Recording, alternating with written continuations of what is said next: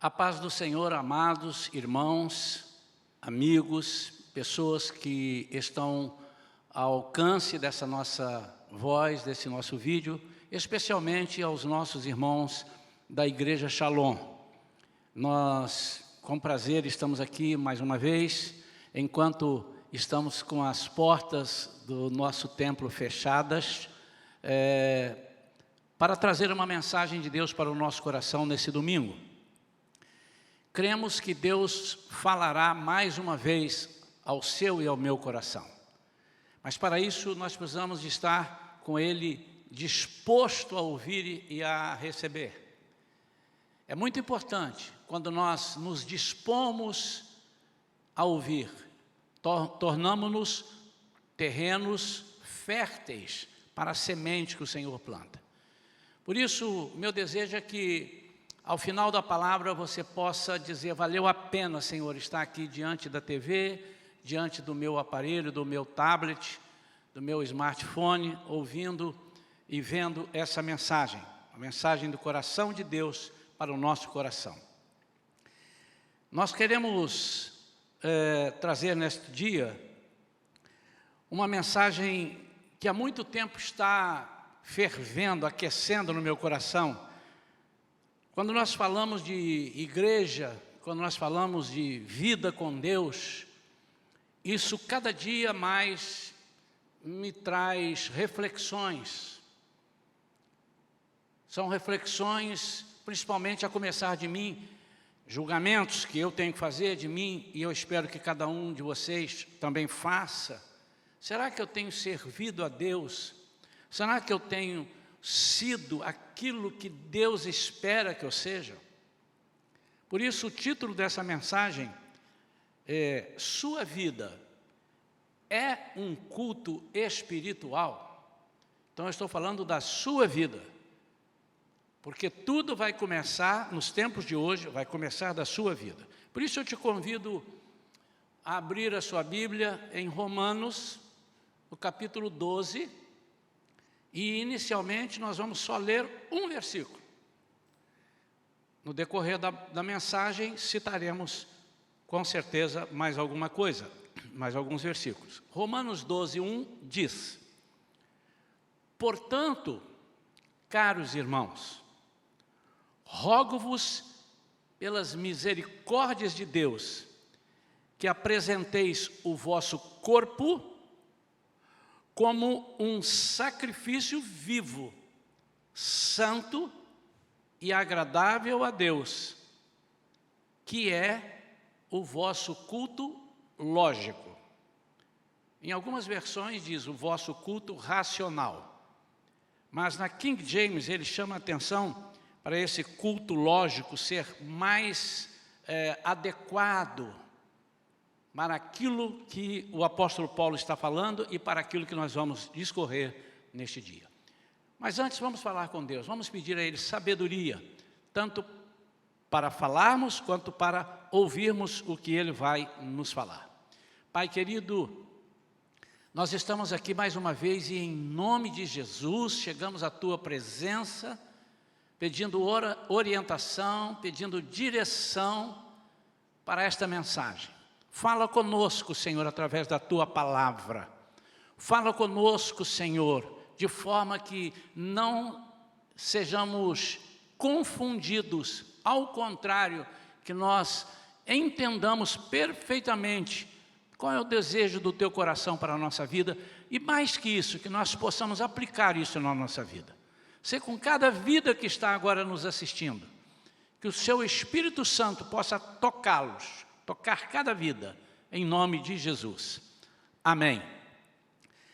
Queridos, os irmãos que estão nos acompanhando, principalmente o nosso povo da Shalom, aliás, Shalom, saudades, vontade de estar aqui vendo o povo todo conosco, nós nos abraçamos, mas está pertinho, se Deus quiser, em breve estaremos juntos. Mas nós temos pregado uma série de pregações conectadas, desde antes da celebração da Páscoa, e nós estamos fazendo com que as mensagens sejam conectadas no sentido de nós entendermos o que Deus espera de nós desde antes da fundação do mundo, que é morar conosco.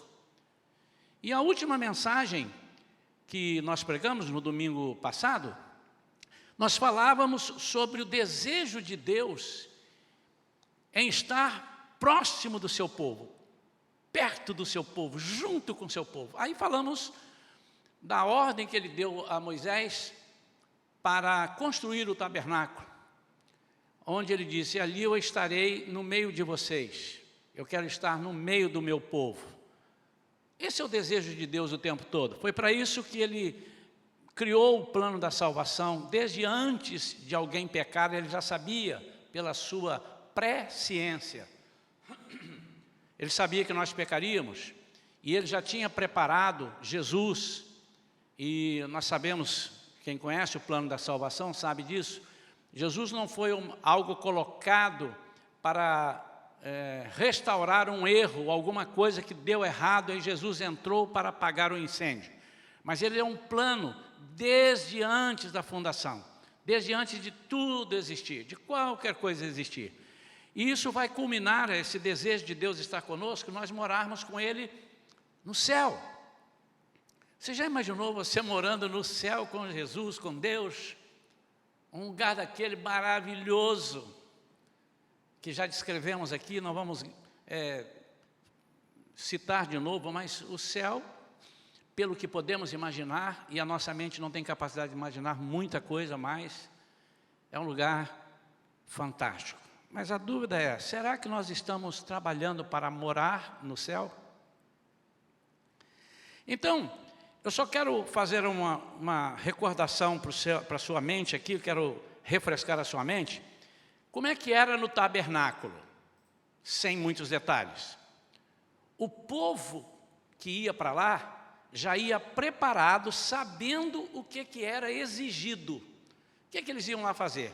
Oferecer sacrifícios.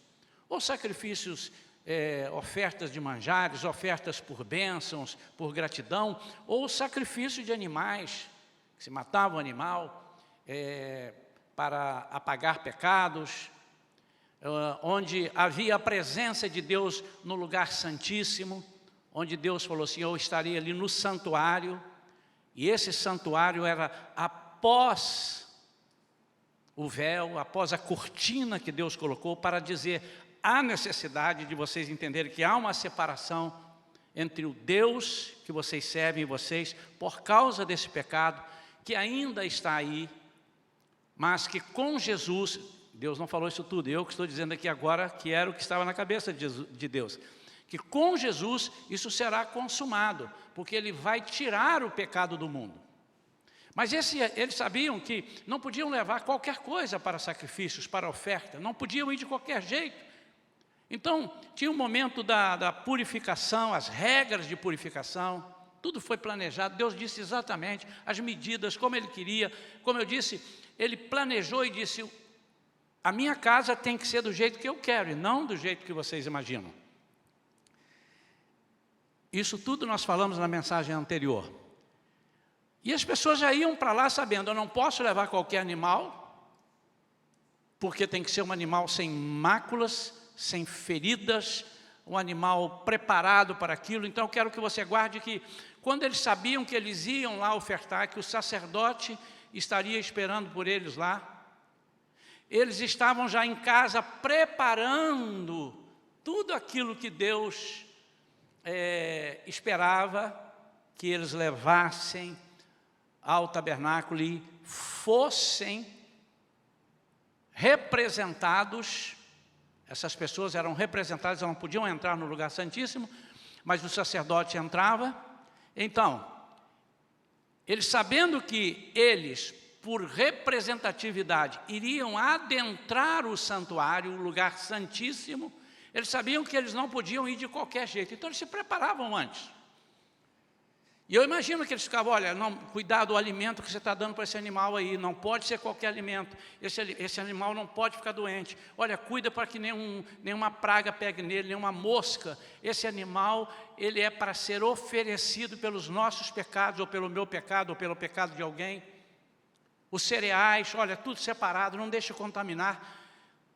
E eles anteviam o que iria acontecer.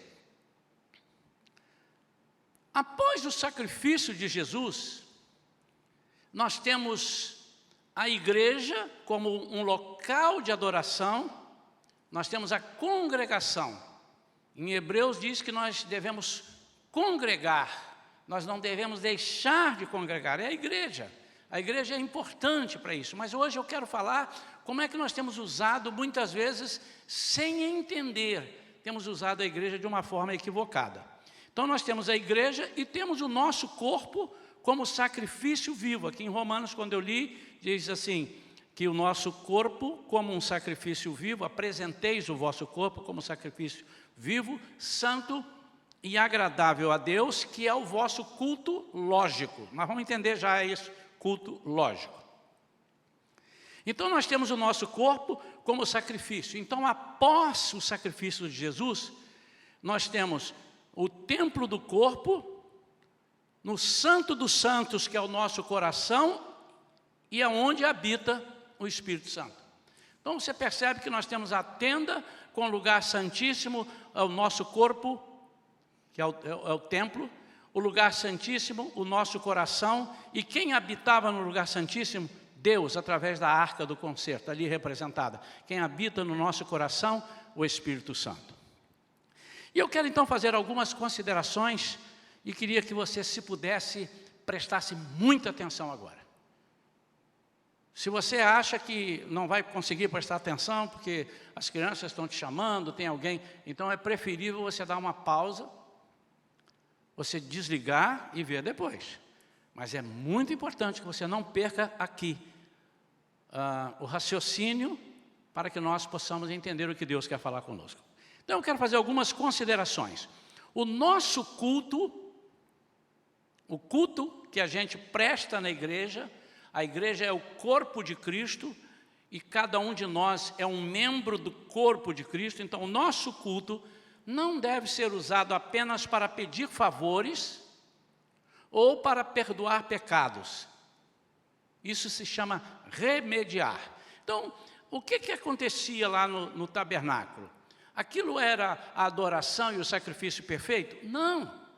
Aquilo era a figura do que seria o sacrifício perfeito. E o sacrifício perfeito é aquele que Jesus ofereceu por nós na cruz. Ele foi o Cordeiro de Deus. Ele foi o Cordeiro que Deus separou desde antes da fundação. Ele foi o Cordeiro sem mácula, perfeito, sem nenhuma objeção. Então, a partir desse momento, é que as coisas, pretendendo Deus, é o que Deus quer que nós sejamos, é que nós entendamos que a nossa vida precisa superar em adoração, em ofertas de gratidão, em servir a Deus, precisa ser muito além, superar aquilo que o povo fazia no deserto. Então, o que eles iam fazer lá? No tabernáculo. Tinha um pecado, levava um animal para matar, então tinha aquele todo o ritual, que nós não precisamos dizer aqui, a Bíblia está clara lá, você vai lá em Levítico, se você vai ver como é que funcionava. Mas a impressão que passa é que, fora daquele dia que eles teriam que ir lá oferecer para receber ou para agradecer alguma coisa, oferecer a oferta de manjares para agradecer alguma coisa, ou o animal para matar, para tirar o pecado da vida deles, fora daquilo, a impressão que eles tinham, que se tem, é que eles eram pessoas normais. Bom, quando é que nós temos que ir? Só o ano que vem, era uma vez por ano que eles ofereciam, que o sacerdote oferecia isso ao Senhor. Mas eles estavam ali e Deus queria estar no meio do seu povo. Era muita gente, todo dia tinha gente oferecendo. A nossa diferença é que nós precisamos exceder a esse sentimento que havia no tabernáculo. Por isso, Jesus é o sacrifício perfeito e a nossa vida tem que refletir essas coisas. Então, primeiro, o nosso culto não deve ser... Muitas vezes, amados, a gente tem a igreja como um lugar, eu vou lá porque eu preciso pedir a Deus por uma cura. Sim, não está errado. Mas não pode ser só para isso. Eu vou lá porque eu quero pedir a Deus por um emprego. Sim, não está errado. Mas não deve ser somente sobre isso. Isso chama-se remediar. O que é remediar? Remediar é tratar com remédios. Mas os remédios são importantes, pastor. Sim, tem remédio que você toma e ele mata completamente. O remédio da salvação. Quando você aceita Jesus como seu Senhor e Salvador e confessa com a sua boca que Ele é o seu Senhor, é o Salvador, isso foi um remédio que Ele deu. Mas esse remédio não é remédio para ficar tomando toda hora. Uma vez você tendo aceitado a Jesus, Ele recebe você, você está declaradamente salvo e você vai viver de acordo com aquilo que você prometeu. Mas há os remédios, por exemplo, remédio para dor de cabeça. Está com dor de cabeça, toma um remédio. Passou. Você não toma mais remédio. Quando você vai tomar outro remédio para dor de cabeça? Quando você tiver outra dor de cabeça. Está com dor no fígado, o que você faz? Toma um remédio. E quando é que você vai tomar outro? Quando tiver novamente. E assim, muitas vezes tem sido a nossa vida de remediar com as coisas de Deus. Eu uso a igreja para remediar, ou seja, para me tratar com remédio. Então, remediar é quando nos lembramos que somos cristãos, somente em ocasiões, por isso que eu falei cristãos, porque tem ocasiões, cristãos em ocasiões de pedir bênçãos, do agir de Deus para nos acudir, são remédios, enfermidades, desemprego, problema, ou então, se não temos isso, por religiosidade, porque aprendemos assim dos nossos pais. E tem ocasiões, épocas especiais que as pessoas fazem questão de não faltar. Não posso faltar hoje porque é o culto do Dia das Mães. Não posso porque hoje é o culto que se celebra essa festa. Eu não posso faltar porque é a ceia do Senhor. Mas ele está sendo religioso. Eu tinha alguns amigos que eram católicos, e eu aqui não vou falar de nenhuma religião, eu só estou dizendo que eles eram católicos. Eles poderiam ser evangélicos ou até espíritas. E eles diziam assim, não, hoje eu tenho que ir na missa porque eu tenho que pagar algumas coisas que eu cometi, eu tenho que ir lá pagar. Aí o outro uma vez falou assim, eu estou preocupado porque tem 2 domingos que eu não vou à missa para lá pagar meus compromissos. Então a igreja não é um lugar para você vir pagar compromissos. O que Deus pretendia era mostrar ao povo, vai vir um sacrifício que vai mexer com a vida de vocês, e esse sacrifício é Jesus, Ele vai morar em vocês através do Espírito Santo, e vocês passarão a ser um sacrifício, mas não um sacrifício que morre, um sacrifício vivo, é o que está dizendo aqui. E diante disso, depois de você entender isso, a sua adoração torna-se uma coisa lógica. O que é lógico? Não é automático, é lógico. O resultado só pode ser esse. Isso é que é lógico. Então, o que o Senhor nos ensina com isso? Que Ele não deseja que nós fiquemos sacrificando, vindo à igreja, pedindo perdão. Uma coisa que me incomoda muito, irmãos, é no momento da ceia do Senhor, quando nós nos ajoelhamos para pedir perdão e o Espírito Santo fica me incomodando para dizer, diga para eles, para não ficarem repetindo esses pecados mais. E às vezes, amados, passa pela minha cabeça, será que as pessoas entendem? Se assim, não tem problema não, eu vou pecar de novo depois que eu sair daqui, eu tomo a ceia, estou limpo, peco, no próxima ceia eu ajoelho de novo e a Bíblia diz que o Senhor é rico em perdoar, e Ele vai me perdoar. Será que nós pensamos assim, irmão? Será que nós agimos assim? Eu às vezes fico preocupado. Porque a gente diz, não, mas o Senhor é bom, o Senhor é graça, Ele nos perdoa. Olha o que diz lá em 1 Samuel, capítulo 15, versículo 22. Eu vou falar o versículo e vou dizer o que estava acontecendo ali. Diz que obedecer é melhor do que sacrificar. Samuel fala com Saul. Deus tinha dado uma ordem a Saul para ele liquidar completamente os amalequitas. Era um povo inimigo de Deus. O que Saul fez? Ele matou a maioria, pegou alguns melhores do seu gado e trouxe para sacrificar, consagrou a Deus para sacrificar ao Senhor. E Samuel disse: está errado. Deus mandou, ele disse: não, mas eu fiz quase tudo. Com Deus não tem quase tudo. Quando Deus manda a gente se separar do mundo, Ele não manda separar 90% do mundo. Quando Ele diz: liquida as coisas que são minhas inimigas, acaba com essas coisas, nós temos que acabar.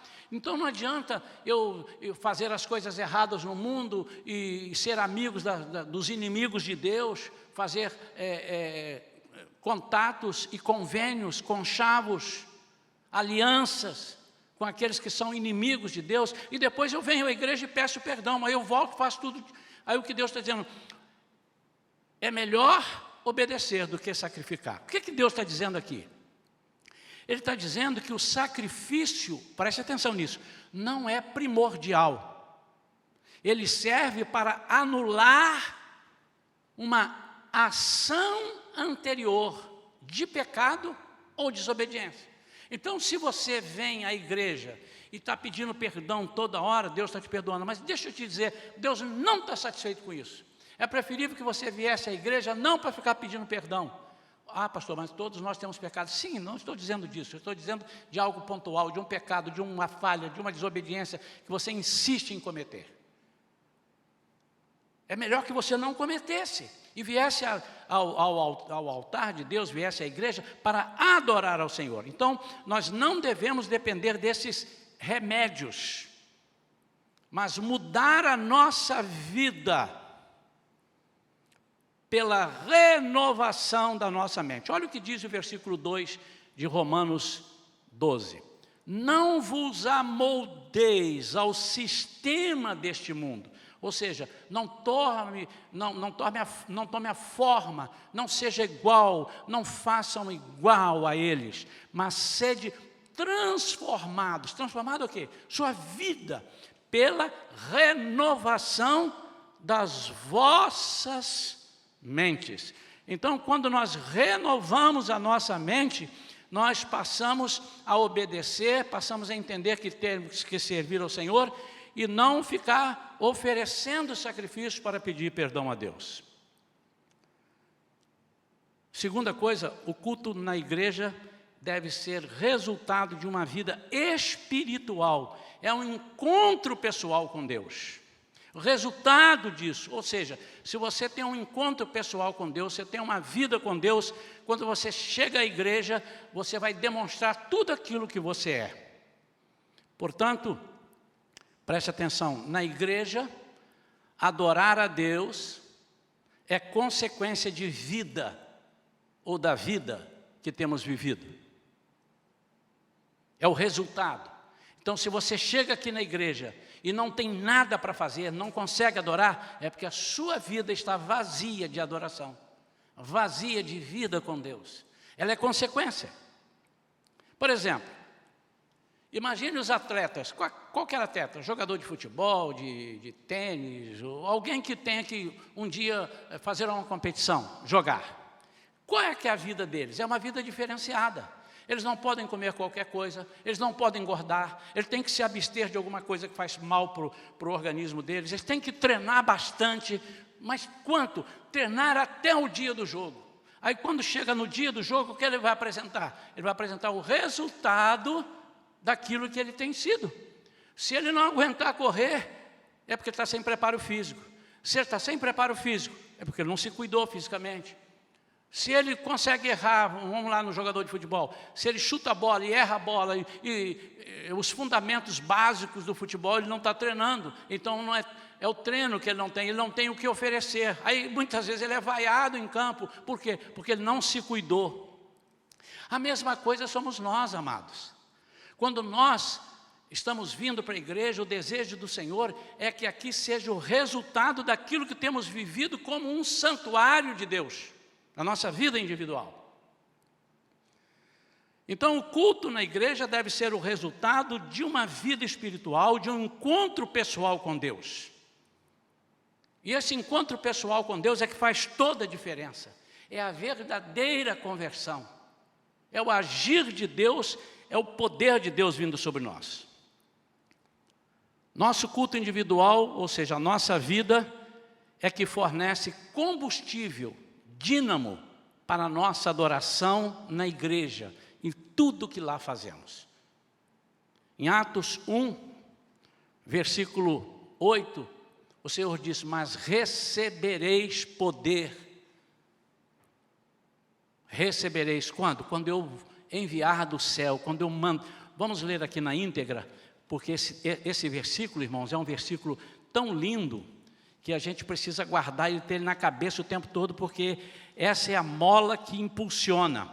Recebereis poder quando o Espírito Santo descer sobre vós, e sereis minhas testemunhas, tanto em Jerusalém, etc, etc. Quando você vai pegar no original esse poder, ele quer dizer, recebereis o dínamo. O que é o dínamo? É aquilo que te impulsiona a fazer, é o seu combustível. Então, onde é que está o erro? Que muitas vezes a gente vem à igreja para receber combustível para viver. Eu já falei isso algumas vezes, e já me arrependi, e muita gente fala, a gente vem à igreja no domingo e recebe todo o combustível para passar a semana toda. Não, irmãos, é o contrário. Durante toda a semana, todos os dias, nós nos abastecemos com Deus, e aí temos bastante combustível para chegar à igreja. Como? Chegar sem sermos levados por obrigação, chegar à igreja para adorar sem ninguém nos pedir, sem ninguém dizer, abre a boca, irmão, canta, você está sentado porque você está triste. Nós aqui não ficamos fazendo isso, mas há muitas igrejas que a gente sabe que fazem. Então, o contrário é você querer chegar na igreja, o que acontece lá, ser motivado por aquilo que acontece lá, pelos louvores, pelos atos, a oração bonita, o louvor é maravilhoso, o culto foi alegre. E quando você chega na igreja e para você o culto não foi alegre, a pregação não foi legal porque você não se entrosou. Por que não se entrosou? Porque você não treinou a semana inteira. A sua vida a semana inteira não foi uma semana de treinamento, de abstinência, de coisas erradas. Aí você chega aqui completamente fora do contexto.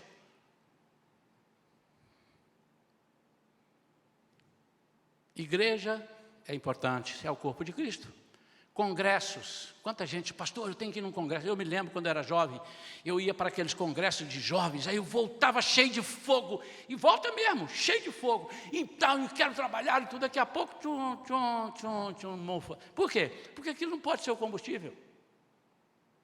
O seu combustível é o poder de Deus. E como é que você consegue isso? Você consegue isso com a presença do Espírito. Nós usamos, muita gente usa vários termos, mas quando você tem um novo nascimento, quando você é cheio do Espírito, quando você é batizado no Espírito Santo, isso significa que você recebe o dínamo para te impulsionar. A nossa vida, então, precisa ser mudada através da nossa mente. E para concluir, pastor, eu já entendi isso tudo. E como é que a gente faz isso? Primeiro, a gente faz isso com um culto diário, a devocional. Meu amado, de novo, se você não tem o hábito de treinar a orar, ler a palavra, refletir sobre a palavra, que é a primeira coisa que você faz nesse culto devocional, orar, ler a palavra e meditar. Se você não tem esse hábito, você acha que você vai chegar na igreja e vai se apresentar bem? Se você não treinou, você não tem o hábito. Há pessoas que às vezes têm vergonha, têm medo de falar com Deus. Numa consagração a gente abre para todo mundo orar, 5, 6, são sempre os mesmos que oram às vezes. Por quê? Porque não tem vida completa com Deus, a vida não está plena. Então você consegue isso através de um culto diário devocional.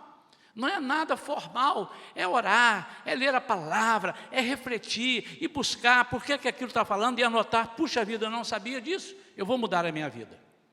Segunda coisa, para você conseguir isso, é praticar diariamente. Praticar o quê? Aquilo que você adquiriu ou tem adquirido diariamente no seu culto devocional. Aplicar no seu trabalho, na sociedade, com o nosso próximo. Isso chama-se testemunho de vida.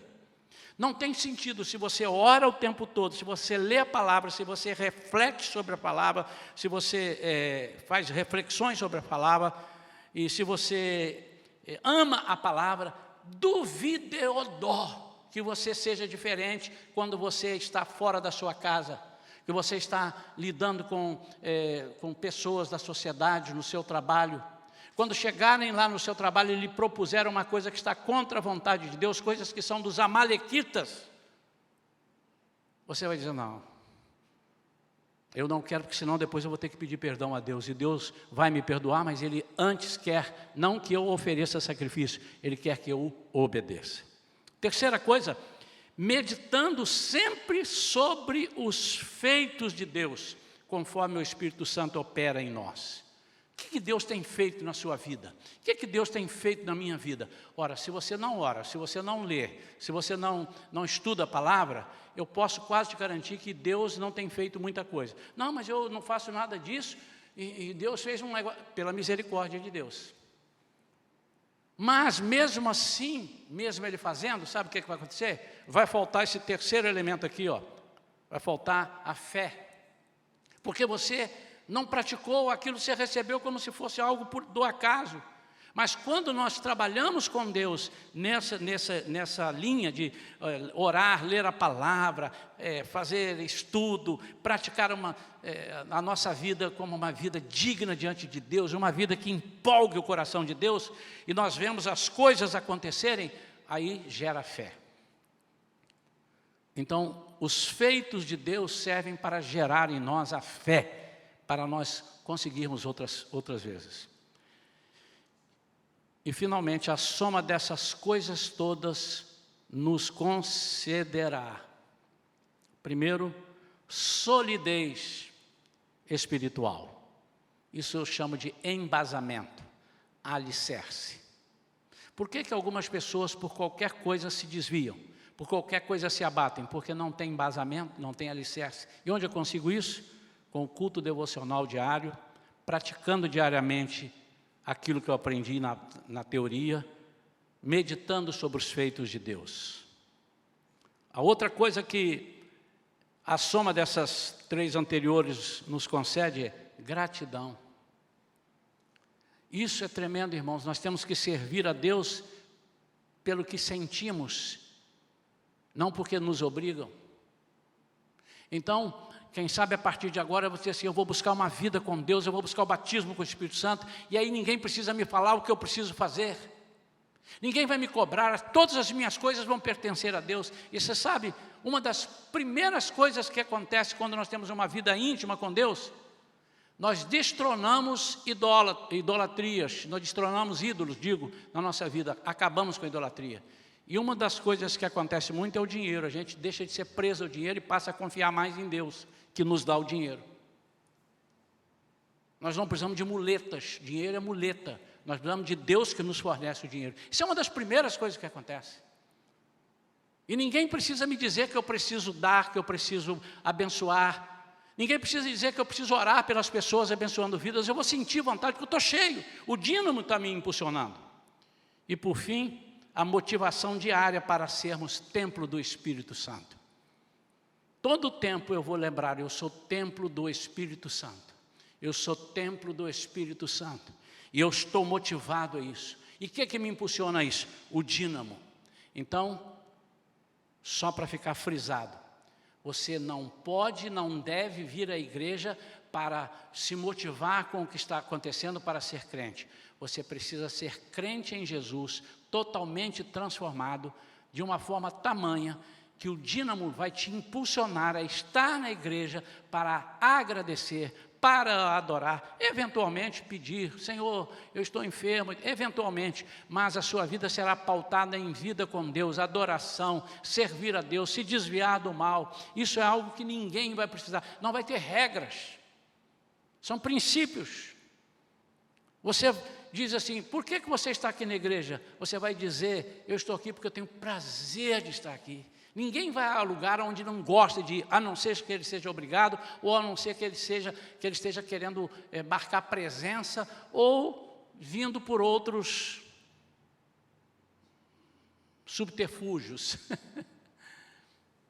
por outras motivações. Eu quero crer que você não esteja vindo à igreja por outras motivações, mas você vem para oferecer a Deus aquilo que a semana toda você experimentou com Deus. Isso é ser um sacrifício vivo. E o culto é lógico. Por que é lógico? Automaticamente, se você tem essa vida de oferecer ao Senhor tudo o seu melhor, todos os dias, e deixar que Ele domine a sua vida, logicamente que nos dias que a igreja está aberta para adorar ao Senhor em comunidade, como diz em Hebreus que nós temos que fazer, você vai vir e ninguém vai precisar te despertar, ninguém vai precisar te... E você, eu vou dizer mais, você vai ter mais motivação de vir do que ir viajar. Porque quando você vai viajar, você não chega atrasado. A igreja, às vezes, você chega meia hora, 40 minutos, toda vez. Por quê? Porque você não está muito motivado. Você não está muito interessado por algumas coisas, só por outras coisas da igreja. Então, se eu não perder aquilo, está bom. Se eu perder aquilo, não, isso eu não posso.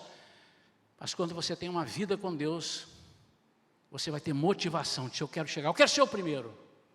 Quando você está motivado aí um teatro que você tem lá um artista, alguém que você quer ver bem, você chega cedo, fica na primeira fila quem sabe até paga alguém para guardar o seu lugar, porque você tem uma motivação. Deus quer que durante toda a semana você fique se preparando para no domingo ou na quarta, o dia do culto, você chegar com dínamos te impulsionando. E quando falar, vamos abrir a Bíblia, você seja o primeiro a abrir. Vamos ficar de pé, vamos orar. Ou nem precisa de fazer isso, você já vai vendo as pessoas e dizendo assim, eu quero compartilhar com você aquilo que Deus fez comigo essa semana. Impõe as mãos sobre as pessoas e comecem a orar. A diferença do tabernáculo é que as pessoas iam oferecer alguma coisa para terem seus pecados perdoados. A diferença deles para nós hoje é que hoje nós, após o sacrifício de Jesus, nós temos o nosso corpo como sacrifício vivo, no templo do corpo, no santo dos santos do coração, onde habita o Espírito Santo. Que você tenha no seu coração o desejo de fazer essa renovação da sua mente. Deus abençoe a sua vida. Pai querido, nós te louvamos por essa palavra pregada. Senhor, que a partir de agora vejamos pessoas motivadas a virem igrejas pelo que eles são durante a semana. E não vir à igreja para buscar algum combustível para viverem a semana seguinte. É muito bom estarmos na igreja com um louvor bonito, com uma pregação boa, com amigos oferecendo uma palavra legal. Isso é tremendo, mas isso não pode ser tudo, porque isso não é combustível, ele vai apagar. Tanto que se alguém um dia fizer alguma coisa errada conosco, nós vamos sair porque nós não temos o combustível que é o Espírito Santo. Senhor, dá-nos esse combustível diariamente, para que sem convocação, sem necessidade de aviso, sem clamor dos dirigentes das igrejas em geral, o povo diga, eu quero entrar na igreja e falar como Davi disse, alegrei-me quando me disseram, vamos à casa do Senhor. E Deus abençoe a sua vida, meu amado, em nome de Jesus.